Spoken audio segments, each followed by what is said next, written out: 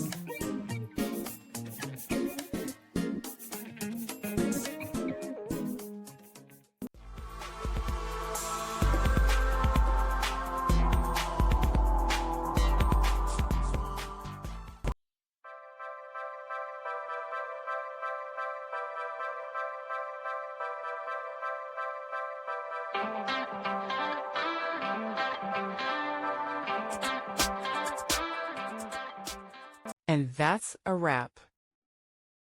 I hope you found the answer you were looking for. If you did, take a second to hit that subscribe button. It really helps out. And let me know in the comments which solution worked best for you. See you next time in the debug zone.